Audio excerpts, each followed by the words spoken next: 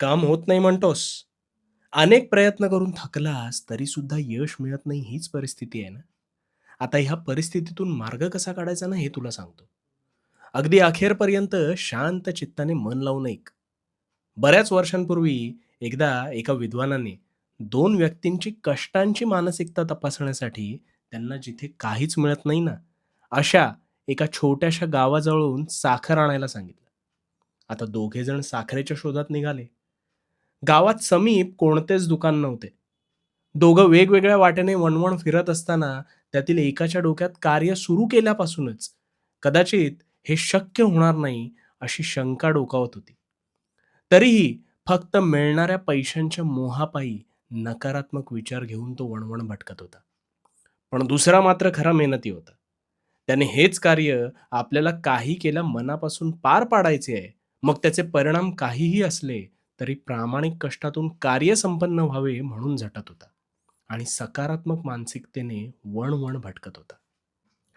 आणि काय? तर जिद्द, चिकाटी आणि सोबतीला प्रामाणिक प्रयत्न या जोरावर ते म्हणतात ना, "प्रयत्ने वाळूचे कण रगडिता तेलही गळे." ते अगदी खरंय. आणि म्हणून ह्या दुसऱ्या इसमाला प्रचंड प्रयत्न करून ती गावची वेस ओलांडून अखेरीस एका ठिकाणी ती साखर मिळालीच. आता ह्यातून तुला काय कळलं? तू कष्ट करतोस, पण एखादं काम सुरू करत असताना अथवा करत असताना नकारात्मक विचार म्हणजेच हे होत नाही अथवा हे होणार नाही की काय? हाच विचार अधिक करत असतोस. आणि या सृष्टीचा एक नियम आहे. जो विचार तू सर्वाधिक करतोस, तिथेच तू आकर्षिला जातोस. आणि म्हणून तुझे कार्य संपन्न होत नाही. त्यामुळे यापुढे कुठलेही कार्य संपन्न करत असताना ते होणार आहे आणि ते उत्तमच होणार आहे, हाच विचार डोक्यात ठेवून प्रामाणिकपणे काम करत राहा आणि मग किमया पहा. तुझ्या सर्व मनोकामना पूर्ण होतील.